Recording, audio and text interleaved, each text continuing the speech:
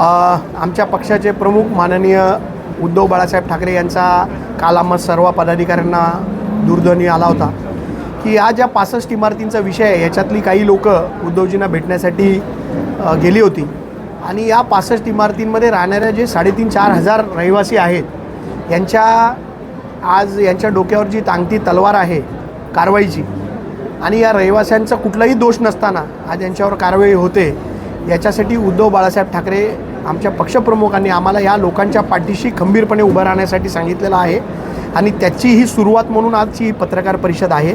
आम्ही आज सर्व पदाधिकारी पक्षाचे इथे उपस्थित आहे।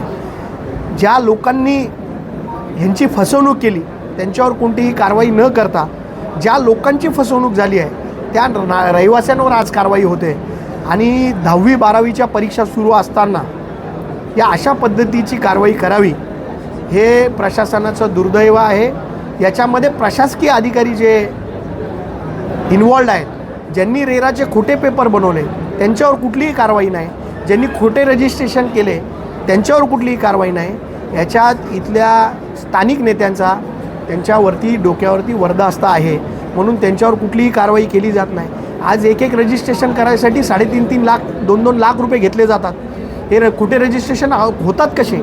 आणि याच्यासाठी मला फक्त एवढंच सांगायचं आहे की या रहिवाशांच्या पाठीशी शिवसेना उद्धव बाळासाहेब ठाकरे खंबीरपणे पक्ष उभा राहील आणि या लोकांवर कुठलीही कारवाई होऊ नये यासाठी जी रस्त्यावरची लढाई असेल तीही आम्ही लढू, त्याचबरोबर न्यायालयीन लढाई देखील आम्ही लढू आणि उद्या आमचे महापालिकेचे आयुक्त आहेत त्यांची देखील आम्ही या विषयासाठी सर्व पदाधिकारी भेट घेणार। मंत्र्यांना याबाबत हो, आमच्या पक्षाचे नेते आदित्य ठाकरे साहेब हे वेळ घेणार आहेत मुख्यमंत्र्यांची आणि या विषयासाठी आम्ही मुख्यमंत्र्यांची देखील भेट येत्या काळामध्ये घेणार आहोत। केडीएमसीने इशारा दिला आहे की संबंधात बघा, या लोकांच्या पाठीशी उभं खंबीरपणे राहण्याचा निर्णय आम्ही पक्षाने आमचा घेतलेला आहे आणि कुठलीही जेव्हा कारवाई होईल त्याला सामोरं जाण्यासाठी आम्ही सगळे तयार आहोत।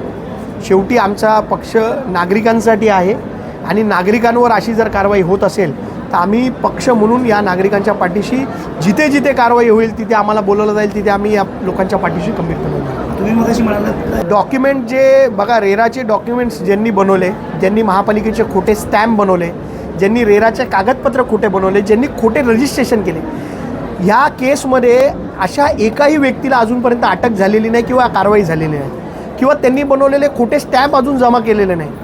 म्हणजे तुम्ही विचार करा, याच्यामध्ये ही कारवाई फक्त दाखवण्यासाठी केली जाते का? हा आमचा प्रश्न आहे आणि प्रशासनाला आमचं एवढंच म्हणणं आहे की तुम्ही ज्यांनी फसवणूक केली त्यांच्यावर सोडून ज्यांची फसवणूक झाली त्यांच्यावर कारवाई करता, हा मुद्दा मूळ आहे। 65 बिल्डिंगमध्ये काम करणारा लेबर, त्या बिल्डिंगमध्ये काम करणारे इलेक्ट्रिशियन, अशा नावाने त्या 65 लोकांची लिस्ट आहे। मी ती तुमच्याकडे आज देईल, माझ्याकडे ती डॉक्युमेंटमध्ये आहे। पण ज्या अधिकाऱ्यांनी याचा मागे तपास केला होता त्याच अधिकाऱ्यांनी सांगितलं की याच्यामध्ये एकही बिल्डर नाही। तुम्ही जर त्यांची पार्श्वभूमी तपासली तर तो लेबर आहे किंवा तो तिथला इलेक्ट्रिशियन आहे किंवा तो तिथला प्लंबर आहे, यांच्या नावावरती या बिल्डिंग रजिस्टर्ड आहे।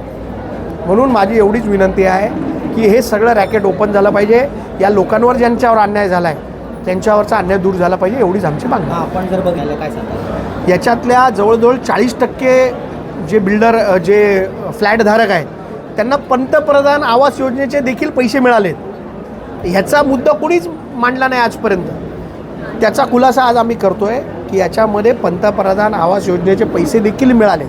म्हणून पंतप्रधान आवास योजनेतील जे अधिकारी आहेत ते या जे खोटं ज्यांनी पेपर सादर केले त्यांच्यावर गुन्हे दाखल करणार आहेत का? ज्या बँकांनी लोन दिलं त्यांच्यावरती कारवाई होणार आहे का? SBI, HDFC, कोटक अशा मोठ्या बँका याच्यामध्ये इन्वॉल्ड आहेत, त्यांचे अधिकारी याच्यामध्ये इन्वॉल्ड आहेत, त्यांच्यावर कुठली कारवाई होणार आहे का? कारवाई फक्त नागरिकांवर, हा कुठला न्याय आहे? आपण मगाशी सांगितलं नाही, तुम्ही बघा ना, रजिस्ट्रेशन ऑफिसमध्ये या लोकांनी जाऊन रजिस्ट्रेशन केलेलं आहे, याचा अर्थ त्यांच्याकडे डॉक्युमेंट्स होते। म्हणजे खोटे रजिस्ट्रेशन झालेत ना, जे रजिस्ट्रार आहेत त्यांच्यावर पण कारवाई व्हायला पाहिजे। ज्यांनी खोटे रजिस्ट्रेशन केले 3-3 लाख रुपये घेऊन रजिस्ट्रेशन करतात। माझं एवढंच म्हणणं आहे की या सगळ्या मुद्द्यांवरती आम्ही प्रशासनाला धारेवर धरणार आहे आणि या नागरिकांच्या बाजूनी खंबीरपणे उभा आहे। तुम्ही मगाशी म्हणालात राजकीय वरदास्ता आहे, जे खोटे पेपर बनवणारे लोक आहेत ते इथल्या राजकीय नेते आहेत जे डोंबिवलीतले, त्यांच्या मागे पुढे फिरत असतात. कधी त्याची चौकशी त्याची व्हायला पाहिजे आणि ते पण खुलासा आम्ही पुढच्या पत्रकार परिषद करू.